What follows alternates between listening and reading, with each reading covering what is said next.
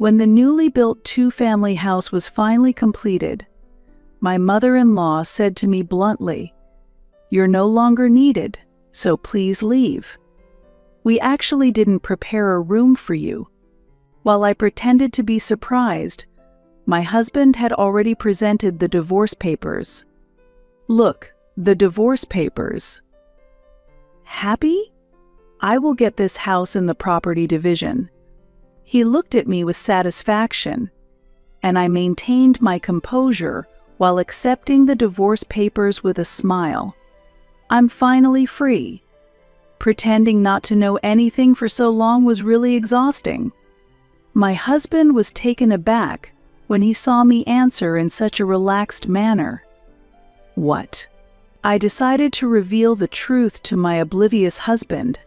"My name is Dolores. I'm 32 years old and a company employee. Ever since getting married, we lived in a rented house, dreaming of one day having our own home. We were supposed to save together to build the house, but my husband, Stephen, was reluctant to invest his own money. My parents are financially struggling, so I'm supporting them. I'll help with savings when things settle down." I couldn't argue with him when he used supporting his parents as an excuse. Stephen was self-employed in the transportation business, and because his income was unstable, he never disclosed to me how much he was earning. While he boasted that his income was higher than mine, he hardly contributed to our living expenses. Stephen's parents, whom we live very close by and who receive his support, often came to visit.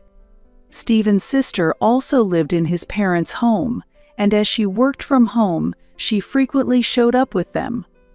Although his father was already retired and living off his pension, thanks to his working sister, they didn't seem to be struggling financially as much as he claimed.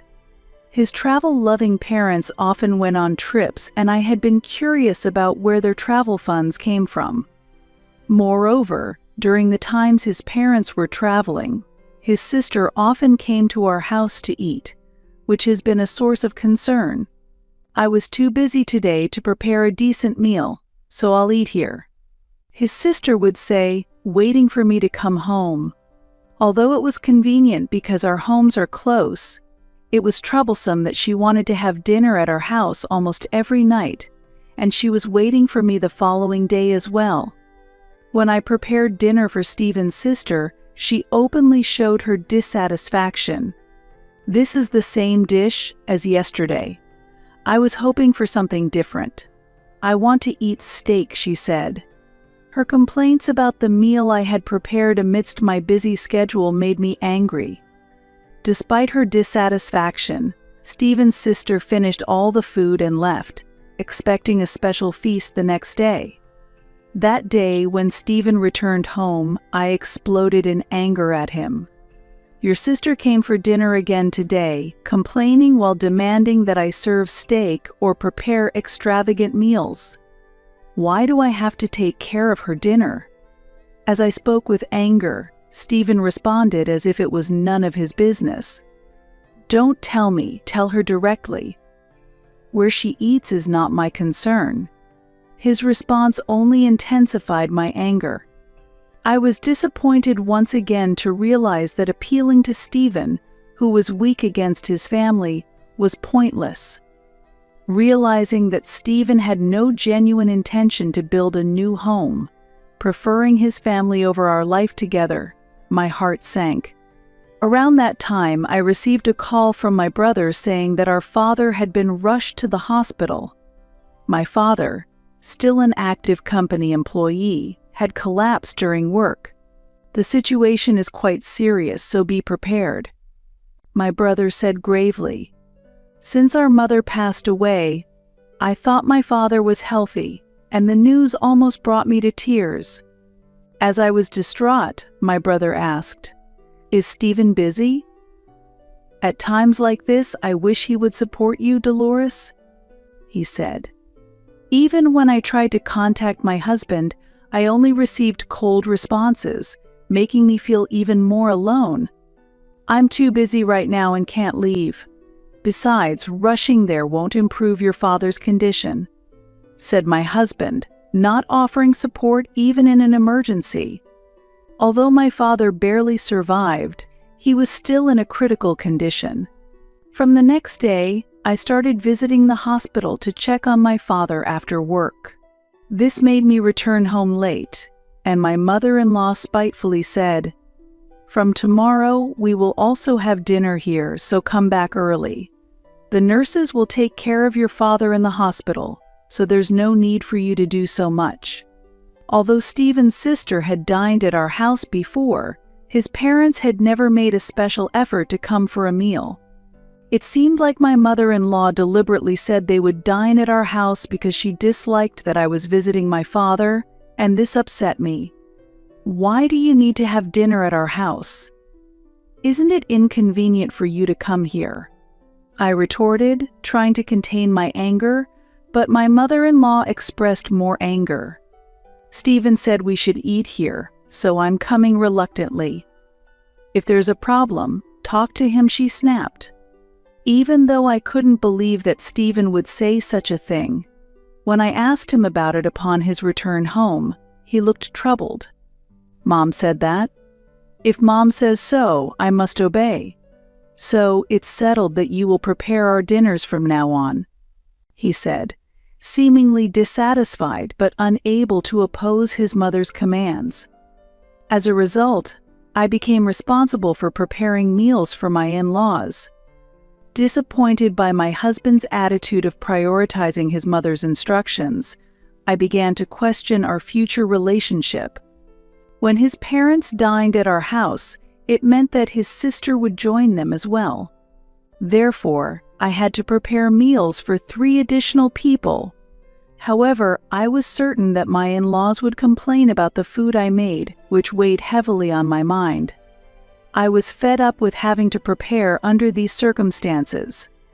After making dinner, I decided to visit my father and tried to avoid seeing my in-laws as much as possible. As expected, my mother-in-law made a spiteful comment. "Don't you want to be with us? Going to the hospital won't cure his illness, will it?" As I was heading to the hospital and ignored her complaint, my sister-in-law laughed and said, "Dolores's father apparently has quite a fortune, so she must be thinking she'll get a big inheritance by visiting him." Leaving them to their assumptions, I left the house.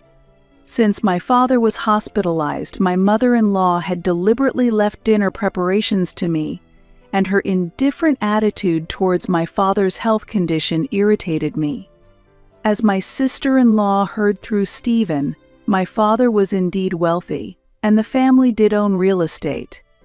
I didn't care about the inheritance. All I wanted was for my father to recover. Nevertheless, my father eventually passed away, and I was devastated by his death. "We'll handle the funeral preparations, Dolores, so you can stay by Dad's side," my brother and his wife told me, and they arranged everything.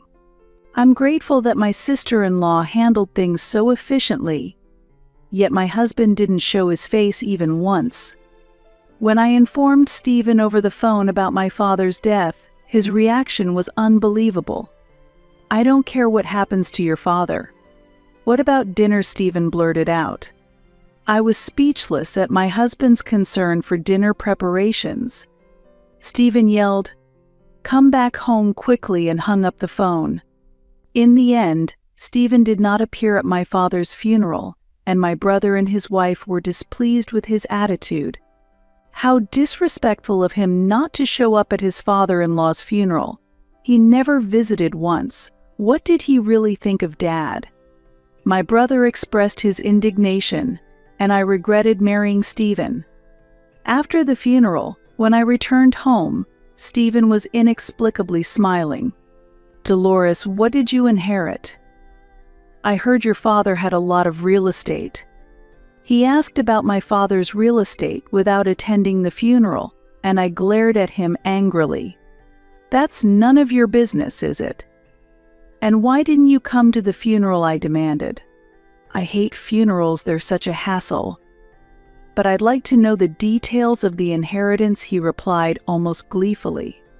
I told him I inherited nothing, although I hadn't discussed it with my brother yet, and I didn't fully know the extent of my father's assets. Stephen doubted my words and continued to ask persistently about the inheritance. When I continued to ignore him, he couldn't stand it and apparently called my brother. Stephen called me, yelling to hurry up the inheritance division. "But is he really that desperate for money?" my brother said. Hearing this, I felt embarrassed and apologized for my husband's actions. "I'm sorry. Stephen is only thinking about the inheritance.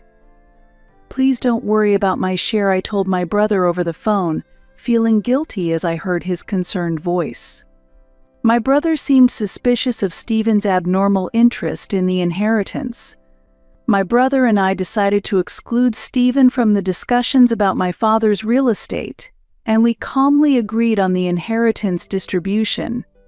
Having lost trust in Stephen, my brother informed me of his future plans, and I agreed to follow his directions. When Stephen later learned that the inheritance had been finalized, he made a big fuss. "Dolores, what did you inherit? Don't hide anything. Tell me everything," Stephen yelled, and his mother overheard. "If you've inherited the house, share some with me too." "I'd prefer a new house if possible," his mother demanded. Similarly interested in my inheritance, Stephen's sister cheerfully stated her wish. "I'd prefer cash. I want to buy a nice and luxurious apartment with it."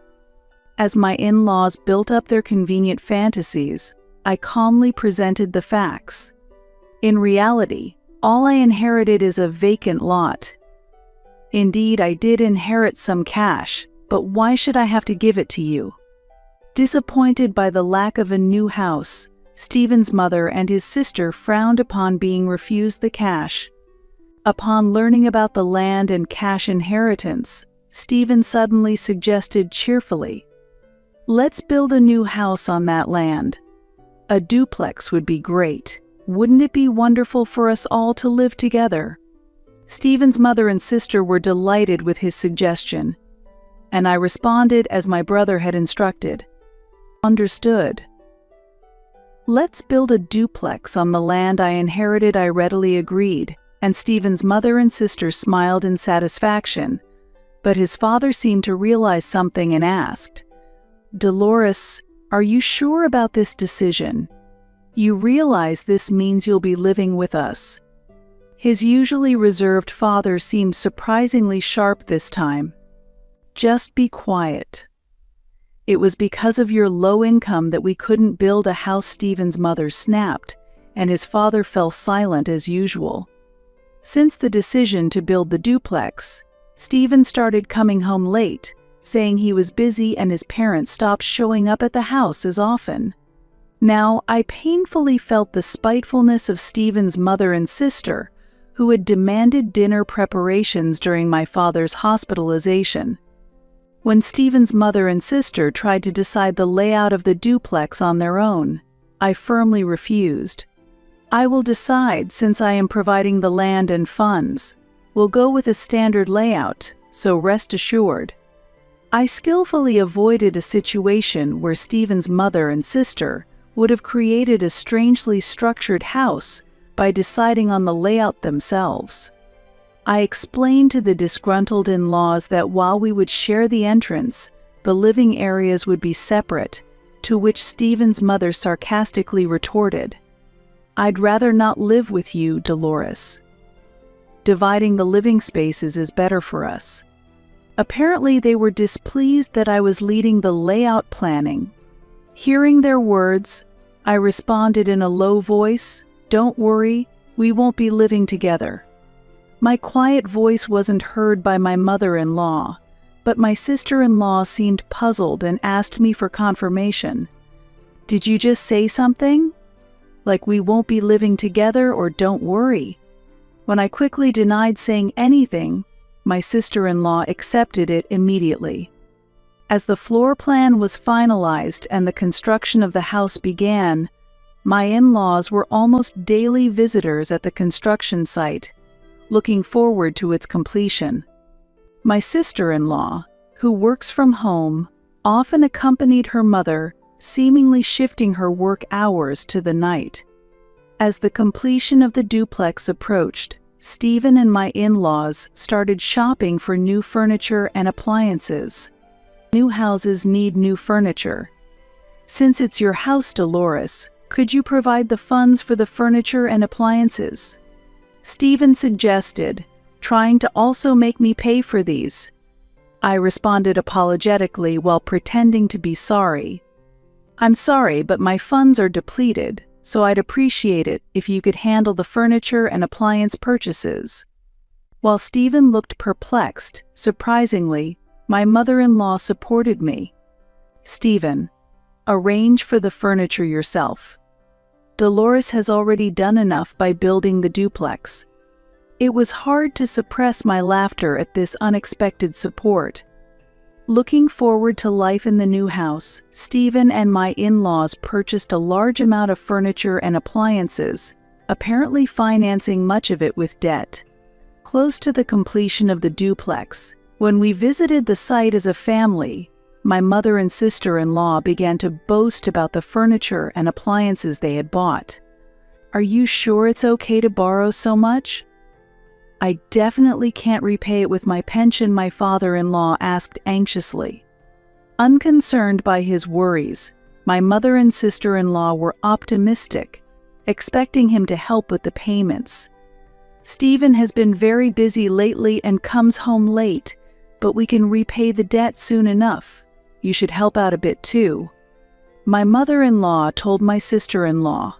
Suddenly asked to contribute to the repayment, my sister-in-law hastily retorted, "What? I can't afford that. Stephen has to work harder. His job is going well, so there's no need to worry." Listening to the conversation between my in-laws and sister-in-law, I could barely contain my laughter. If my husband's job was going well, he could have made purchases with cash without having to resort to loans. In fact, until recently I did not know, but it seems that neither my mother-in-law nor my sister-in-law knew the exact amount of my husband's income. "Please do not bring in furniture and appliances without permission. There are procedures required," I explained, and my mother-in-law visibly showed her displeasure, but my sister-in-law responded meaningfully. "It's the house we will be living in, so we can just wait a bit longer." At her words, my mother-in-law smirked, and I pretended not to notice anything. When the duplex was completed and we were inspecting it, my mother-in-law maliciously said to me, "You're no longer needed, so please leave. We actually didn't prepare a room for you." While I pretended to be surprised, my husband had already presented the divorce papers. "Look, the divorce papers. Happy? I will get this house in the property division." He looked at me with satisfaction, and I maintained my composure while accepting the divorce papers with a smile. Then my sister-in-law spoke disdainfully. "Stephen is remarrying, so there's no room for you, Dolores." They looked at me as if they had triumphed, but I returned their gaze with a smile. I'm finally free. Pretending not to know anything for so long was really exhausting, I said, and my husband's expression changed to one of shock. "Why are you acting so carefree?" "You're being thrown out and losing the house," he said. I responded disdainfully. Divorcing someone who only makes $9,000 a year and who has been proven to be unfaithful couldn't make me happier. It seems that my husband still didn't comprehend the situation, but my mother and sister-in-law began to panic. "Wait, $9,000 a year? That's not monthly, is it?" my mother-in-law exclaimed, and the smile disappeared from my sister-in-law's face. Just then, my brother arrived, and I calmly revealed the truth. I found out about Stephen's affair quickly because my brother had it investigated. I could have divorced sooner, but I decided to enjoy a little revenge because of how terrible you've been," I explained. As I was explaining, my husband tried to deny the affair, but when my brother presented the investigation report, he fell silent. My sister-in-law was aware of my husband's plans to remarry, so the entire family knew about the affair. As my husband's infidelity became evident and he appeared dismayed, my mother-in-law shot me a harsh look. "Even if Stephen cheated, if a divorce is decided, there needs to be a division of property, right? Therefore, this house belongs to Stephen," she asserted. Against her convenient interpretation, I clarified the facts. The land this house is built on was inherited from my father, and therefore it is excluded from the division of property. The funds for constructing this house were also entirely from my inheritance, and the house is registered only in my name. Thus, it is not subject to property division. If I had used the inherited funds for daily expenses, or if my husband had contributed financially to the building of the house, then it might have been considered for property division. However, that was not the case here. Despite my explanation, my mother-in-law was not convinced. Stephen and my sister-in-law, realizing they would not receive the house, were clearly unsettled. "Why didn't you tell me that I wouldn't get the house even after the divorce? I had promised my girl a life in a new home," Stephen exclaimed in anger. Watching this, my sister-in-law murmured in shock. "Not being able to move into a new house. I've already bought the furniture, and now it's all wasted." Upon learning that Stephen's annual income was only $9,000, my sister-in-law became even more concerned about the repayment of debts. Stephen, also worried about debt repayment, discreetly sought confirmation from his sister. "Mom said that since your income is stable, repaying the debt shouldn't be a problem, right?" he asked. My sister-in-law turned pale and just shook her head silently. Facing the pressure of debts, I declared calmly to my husband, "Given the fact that you committed adultery, I'm preparing to claim a division of property. I will also hold your affair partner responsible." Faced with the reality of a property division claim, my husband tried to retract the divorce and attempted to snatch the divorce papers from me. At that moment, my brother intervened, stopping my husband, and sternly stated, "It is shameful to talk about canceling the divorce after having an affair. We've already started the process for a claim for damages through a lawyer, so you better be prepared." Finally, understanding the seriousness of the situation, my husband collapsed, powerless. Meanwhile, rather than worrying about my husband's divorce, my mother and sister-in-law were preoccupied with their own debts and suddenly began to prostrate themselves before me. "Dolores, please help us. You're the only one we can rely on," my mother-in-law begged as she rubbed her head on the floor. I responded calmly, "We are now strangers to each other, and there is no chance of getting the loaned money back, is there?" When I responded, my mother and sister-in-law were at a loss for words. Everything had gone according to plan, so as my brother and I were about to leave, my usually reticent father-in-law suddenly spoke up. "I'm getting a divorce as well. I've always followed your mother's commands, but I can't stand it anymore," he said angrily and left the new house. Stephen and my sister-in-law, who didn't earn much, found it difficult to repay the debts, and it seemed everyone was hoping for my father-in-law's pension. It appears that my father-in-law had finally decided to free himself from my mother-in-law's control. As we looked on, my husband and his family panicked and followed my father-in-law out of the house. Watching them leave, I felt a sense of relief, and my brother was smiling contentedly. When I said we were building a new house, Stephen and the others acted just as expected. The revenge on everyone was also thanks to you, brother. I expressed my gratitude, and my brother smiled modestly. It was actually his plan. Afterward, I filed the divorce papers and demanded property division from my husband and his affair partner. My father-in-law eventually divorced my mother-in-law and left the family home. My ex-husband ended up moving back in. After I left the house I used to live in, my ex-husband was unable to pay for living expenses or rent and had to return to his mother's house. At the in-laws' house, they were just managing with my ex-husband and sister-in-law's meager incomes and my ex-mother-in-law's pension, barely making ends meet and unable to afford debt repayments. My ex-husband was burdened with monthly payments, his debts kept increasing, and he was even abandoned by his affair partner.